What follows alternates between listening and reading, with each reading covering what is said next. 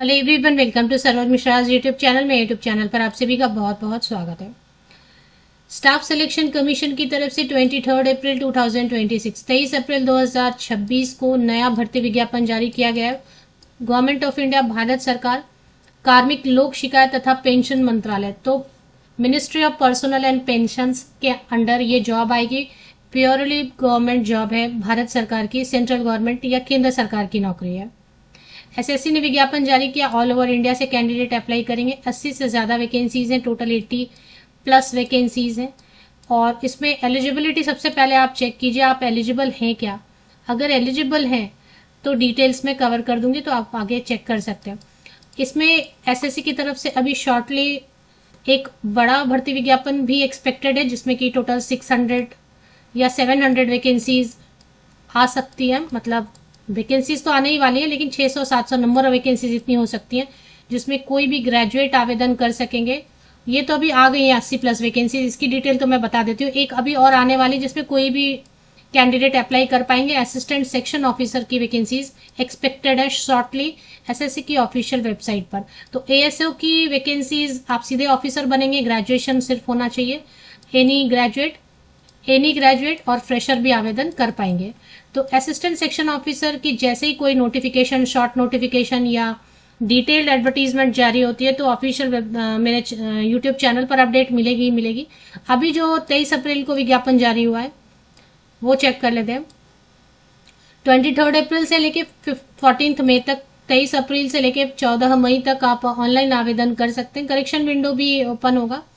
चलिए अभी देख लेते हैं। इसमें जो वैकेंसीज है वो है junior translation officer, JTO, level 6, 35,400। देखिए, सचिवालय में, सेंट्रल सेक्रेटेरिएट में पोस्टिंग मिल सकती है, आर्म्ड फोर्सेस हेडक्वार्टर्स में मिल सकती है, या फिर बहुत सारे सेंट्रल गवर्नमेंट की मिनिस्ट्री, सोचिए मंत्रालय में काम करने का मौका मिलेगा।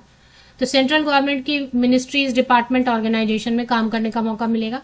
तो जूनियर ट्रांसलेशन ऑफिसर JTO, नहीं तो SHT, सीनियर हिंदी ट्रांसलेशन की ट्रांसलेटर की वैकेंसीज हैं।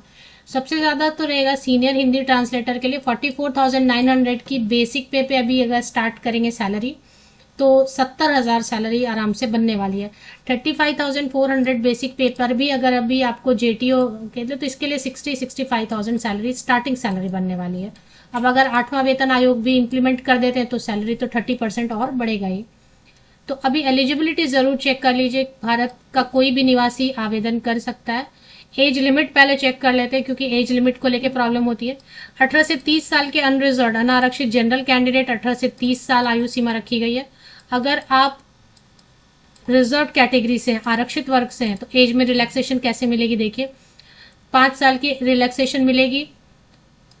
तो 18 से 35 साल, 18 टू 35 ईयर से एज लिमिट SC/ST कैंडिडेट के लिए।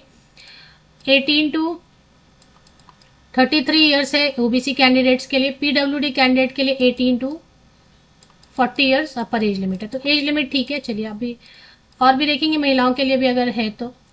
सबसे पहले जो क्वालिफिकेशन है वो चेक कर लेते हैं। अगर आप एलिजिबल हो जाते हैं तो 85 पेजेस के इन्होंने एडवर्टीजमेंट जो है ना बना दिया है। तो पेज नंबर 10 पे एसेंशियल क्वालिफिकेशन बताया हुआ है। Post code A to C, मतलब जूनियर हिंदी ट्रांसलेटर या जूनियर ट्रांसलेशन ऑफिसर या जूनियर ट्रांसलेटर, कोई भी पोस्ट लिखा है, क्योंकि अलग अलग डिपार्टमेंट में पोस्टिंग दे रहे हैं, तो कहीं ऑफिसर बुला रहे हैं, कहीं ट्रांसलेटर बुला रहे हैं। तो इसमें सबसे पहले तो कोई भी मास्टर डिग्री है चलेगा। Master degree of a recognized university in any subject, कोई भी विषय हो, कोई भी विषय, MA, MSc, MCOM, MCA, ME, MTech, कुछ भी चलेगा। हिंदी इंग्लिश नहीं भी पढ़ा है तो चलेगा। लेकिन आपने हिंदी मीडियम में एग्जाम दे दिया है, जो पेपर्स लिखते हैं ना, और इंग्लिश आपने पढ़ लिया है ग्रेजुएशन में, तो भी आप अप्लाई कर सकते हैं। या फिर मास्टर डिग्री, मतलब कहने का मतलब है कि अगर हिंदी मीडियम से आपने एग्जाम लिख लिया ना, परीक्षा लिख ली है, हिंदी में सारे पेपर्स दे दिए हैं, और सब्जेक्ट किसी भी सब्जेक्ट से मास्टर डिग्री कर लिया है, और इंग्लिश आपने ग्रेजुएशन में पढ़ लिया है एक सब्जेक्ट के तौर पे, तो आप आवेदन कर पाएंगे। इसके साथ और भी कंडीशन है। या फिर मास्टर डिग्री है किसी भी सब्जेक्ट में और इंग्लिश मीडियम में आपने एग्जाम लिख लिया, सब तो हिंदी में नहीं लिखते ना एग्जाम, अगर आपने इंग्लिश मीडियम में भी एग्जाम लिख लिया, जैसे कि अभी देखते एमएससी केमिस्ट्री किया है, तो केमिस्ट्री वाले तो इंग्लिश में लिख के आए होंगे पेपर, है ना, तो वो भी चलेगा। जिन्होंने इंग्लिश में भी पेपर लिख लिया है वो भी चलेगा। मास्टर डिग्री किसी भी विषय में है वो भी चलेगा, लेकिन फिर ऐसे केस में हिंदी आपका ग्रेजुएशन में होना चाहिए, हिंदी ग्रेजुएशन में होना चाहिए, या फिर ग्रेजुएशन में आपने पेपर हिंदी में लिखा हो।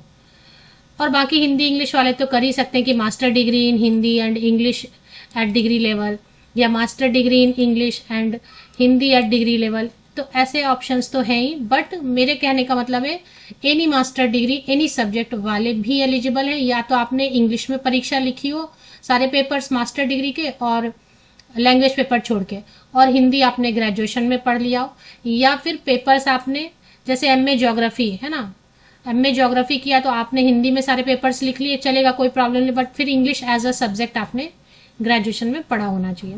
इसके साथ में सिर्फ एक रिकॉग्नाइज्ड सर्टिफिकेट है Hindi to English and English to Hindi, translation का सर्टिफिकेट है तो अच्छा है। अगर मान लेते हैं आपके पास ट्रांसलेशन का सर्टिफिकेट कोर्स किया हुआ नहीं है, तो फिर ऐसे केस में 2 साल का एक्सपीरियंस है Hindi to English and English to Hindi translate करने का किसी गवर्नमेंट ऑफिस में, तो वो भी चलेगा।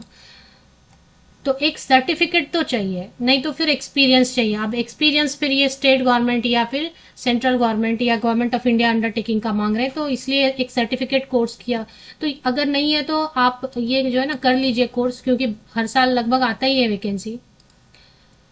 सीनियर हिंदी ट्रांसलेटर या सीनियर ट्रांसलेटर के लिए भी वैसे ही सब कंडीशंस वैसे ही रखे गए हैं, और इसमें बस फर्क इतना है कि जहां पे इन्होंने एक्सपीरियंस लिखा है ना वहां 2 के बदले 3 कर दिया, क्योंकि सीनियर वर्ड है। तो जहां पे अगर आपके पास सर्टिफिकेशन है ट्रांसलेशन का Hindi to English and English to Hindi तो ठीक है, नहीं तो फिर जहां पे 2 इयर्स एक्सपीरियंस लिखा है वहां पे 3 इयर्स एक्सपीरियंस चाहिए। तो ये हो गया हाउ टू अप्लाई। फीस वगैरह ज्यादा नहीं रहती है, फीस कम रहती है, फिर भी चेक करेंगे। तो एलिजिबिलिटी आई थिंक मैंने क्लियर करने की बहुत कोशिश की है, फिर भी अगर हाँ फीस में देखें, फीस 100 रुपीज रहता है। पहले तो देखें फीस किनको नहीं देना, जितने भी फीमेल कैंडिडेट हो चाहे किसी भी कैटेगरी को, SC ST PWD कैंडिडेट है, एक्स सर्विसमैन है, इनके लिए फी एग्जाम्प्ट किया, नो फी है, 0 फी है ना, तो फी इनके लिए एग्जाम्प्ट कर दिया है। तो फीस रह गई किनके लिए, मेल कैंडिडेट जो है EWS OBC general OBC EWS category के लिए 100 रुपीज एप्लीकेशन फीस है। और इसके अलावा सिलेक्शन क्राइटेरिया में क्या रखने वाले हैं ये, तो एग्जाम सेंटर ऑफ एग्जामिनेशन जो है, एक candidate must indicate the centre in the online application form he और she desires to take the examination.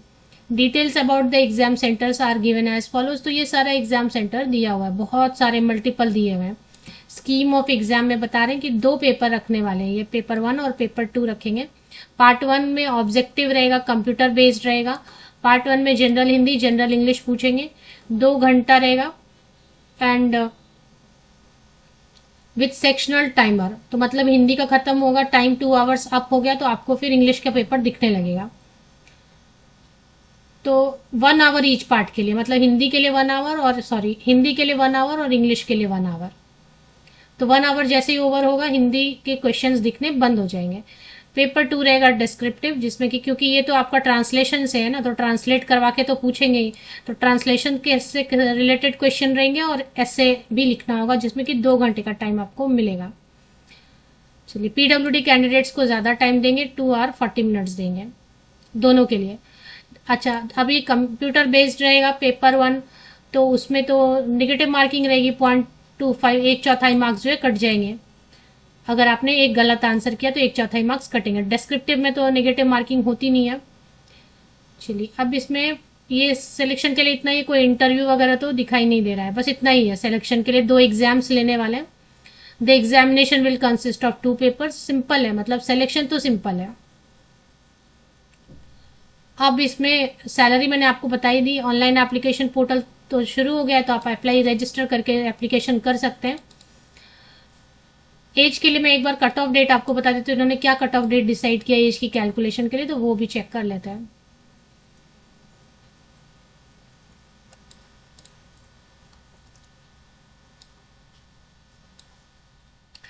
तो 18 to 30 ईयर्स एज ऑन 1 अगस्त 2026, 1 अगस्त 2026 को कट ऑफ डेट जो है ना, कट ऑफ डेट लेके एज की कैलकुलेशन करनी है। जिनका एज बॉर्डर लाइन पे होता है उनको कैलकुलेशन में प्रॉब्लम होती है, तो जनरल कैंडिडेट्स के लिए अनरिजर्व में जो अप्लाई करेंगे अनारक्षित में, तो उनके लिए 2 डेट रेफरेंस के लिए दे दिया, 2 अगस्त 1996 से लेके 1 अगस्त 2008 के बीच में, या इस डेट पे जिनका डेट ऑफ बर्थ रहेगा वो अनरिजर्व कैटेगरी में है तो बिल्कुल एलिजिबल है। और बाकी जो है ना एज में relaxation SC ST OBC all candidates को मिल रहा है। हाँ, कई जगह पे रहता है ना सेंट्रल गवर्नमेंट में कि OBC NCL OBC non creamy layer candidate को मिलता है सिर्फ, बट यहाँ पे सबको मिल रहा है, 3 साल की छूट मिल रही है।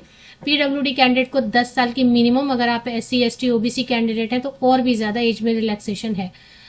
और महिलाओं के लिए, फीमेल कैंडिडेट के लिए कोई अलग से रिलैक्सेशन नहीं है। तो स्टाफ सिलेक्शन कमीशन की ऑफिशियल वेबसाइट पे आज ही अपडेट आ गई। स्टाफ सिलेक्शन कमीशन, यहाँ पे देखें notice of combined Hindi translators. तो अब इसमें क्या है ना कि अप्लाई करने का लिंक इसमें रहता ही है, अप्लाई करने का लिंक रहता है। तो जिनका जो पोर्टल आ गया है, जिनका combined Hindi translator examination apply है ना, यहाँ पे लिंक आ गया है, तो रजिस्टर करके आप अप्लाई कर सकेंगे। ssc.gov.in की ऑफिशियल वेबसाइट की लिंक के लिए मेरे इसी यूट्यूब वीडियो के डिस्क्रिप्शन बॉक्स को नीचे तक स्क्रॉल डाउन करके चेक कर लीजिए।